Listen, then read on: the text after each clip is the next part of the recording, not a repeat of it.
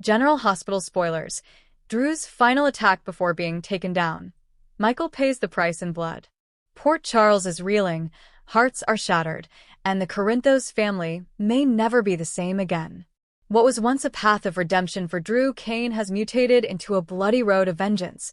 And now, General Hospital spoilers tease that his final stand will shake the entire canvas of Port Charles. Drew's fall from grace has been a slow burn.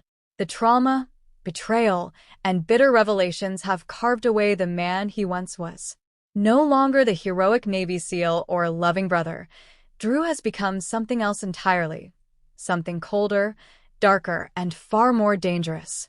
In his final assault against the ones he feels betrayed him, he takes aim at none other than Michael Corinthos, who suffers major, potentially life-altering damage. In a dramatic storyline that will leave fans breathless, Drew's last attack changes everything, and only one man walks away whole. Let's break down how it all plays out. After months of confusion and misdirection, Drew Kane has gone rogue.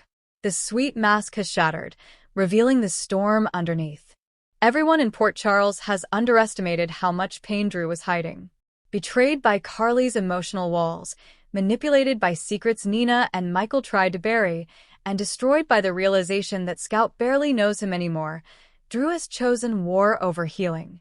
The episode opens with the stillness of dawn blanketing Port Charles. But beneath the calm, chaos is coming. Carly senses something's wrong.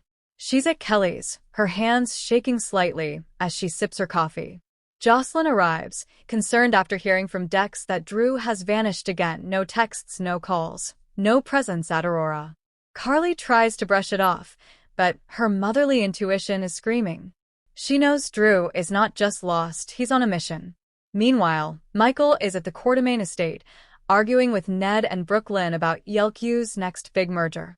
His phone rings. It's Willow. She sounds distant and cold. They've been tense ever since he kept more secrets from her, this time about his knowledge of Drew's erratic behavior. He's not well, Michael, Willow says. And you knew, and you did nothing. Michael swallows hard. He's made 1,000 decisions for the greater good. But this time, the consequences are coming faster than he expected. Inside a darkened room at an undisclosed warehouse, Drew is laying out maps. He's gone full tactician, almost manic. Surveillance photos of Michael, Carly, Sonny, and even Jason are pinned to the wall. He's talking aloud, the lines between logic and vengeance blurring. You took everything from me, Drew mutters. You all pretended to care. But when I needed you, you were silent. You chose your bloodlines. Not me. Not family. He holds up a picture of Scout, touching it softly. I'm doing this for you, baby girl. I'm erasing the poison they left behind.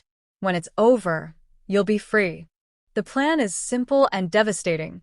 A digital takedown of Aurora and Yelku, followed by a physical confrontation at the Metro Court rooftop. He knows Michael will be there for a business event, one that he helped arrange weeks ago. He slips into the building undetected. Cameras are looped. He's wearing a maintenance uniform. What no one knows is that he has a device rigged to trigger a citywide data crash, not just corporate sabotage, but a calculated message to every player in Port Charles. The elevator dings. Michael arrives with Brooklyn. They're laughing, but not for long. The rooftop of the Metro Court is beautiful that evening, strings of lights, a champagne bar, and guests gathering. Michael is giving a speech about vision and rebuilding trust. He almost sounds like his father. That's when Drew appears, shadowed against the skyline, and the crowd gasps. He's holding a small black box and a pistol. Brooklyn screams. Security rushes forward, but Drew fires a shot into the air. Nobody move. Michael steps forward, trying to reason with him. Drew, please. This isn't you. You don't know me, Drew snaps. You never did. None of you cared to. I was just a pawn to you. Just like Jason.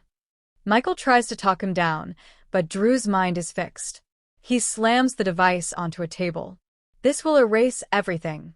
Aurora, Yelku records, encrypted communications. Everything you built on lies? Gone. He presses the button. Suddenly, the rooftop goes dark. Phones go dead. Alarms begin to blare. The power grid is hit with a jolt that knocks out major sectors of the city. And then, chaos erupts. Michael lunges forward, trying to tackle Drew, only for the gun to go off. The shot echoes across the rooftop. A scream follows. Michael drops. Blood spreads across his shirt. Brooklyn rushes to him. Michael. Oh my God, no.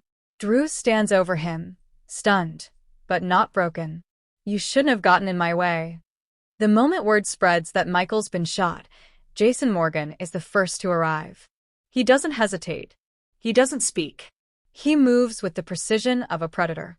Sonny is moments behind him, furious and barely restrained.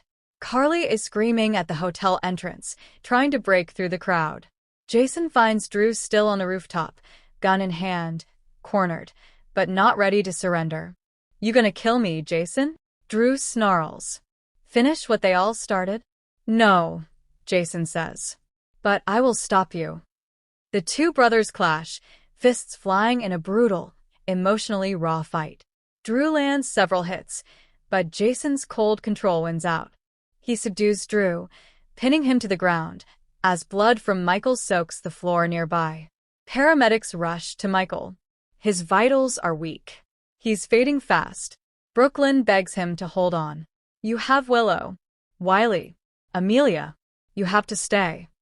As Drew is handcuffed and dragged away, he looks at the chaos he's caused, and something finally breaks in his eyes.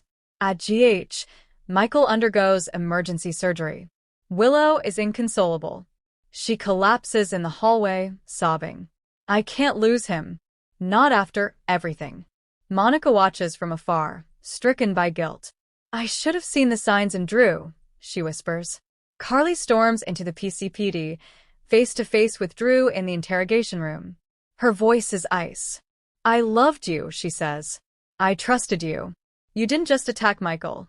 You shattered everything. Drew doesn't flinch. You shattered me first. Elsewhere, Jason sits with Scout, trying to explain why her father is now behind bars. It's one of the most emotional scenes of the arc. I tried to save him, Jason says. But sometimes people don't want to be saved. As Michael recovers in the ICU, Port Charles spirals into mourning and blame. Willow files a restraining order against Drew, forbidding him from ever contacting the children again. Nina, surprisingly, visits Drew in jail. You think you're a monster. Maybe you are.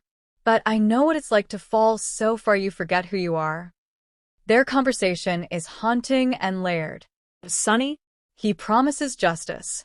You put my son in a hospital bed, Sonny growls. You're lucky you're in a cell. If you weren't, I'd bury you. But some, like Sam and Curtis, struggle with what Drew became and what was done to him. Port Charles failed him, Sam says, tears in her eyes. And now we're all paying the price. Drew sits alone in his cell, staring at the ceiling. He has no visitors, no hope, no more illusions. But he speaks one final line into the void. You wanted me to be the hero. Now I'm just the memory you're trying to forget. Michael's recovery takes a tragic turn. Will he ever walk again? Carly and Jason grow closer as they plan to rebuild the damage Drew left behind. A shocking new figure from Drew's Navy past arrives in Port Charles, bringing secrets even more dangerous than the ones that started it all. And as Scout asks the one question no one can answer, is Daddy ever coming home? Jason vows to protect her from every shadow Drew left behind. Stay tuned, because General Hospital just changed forever.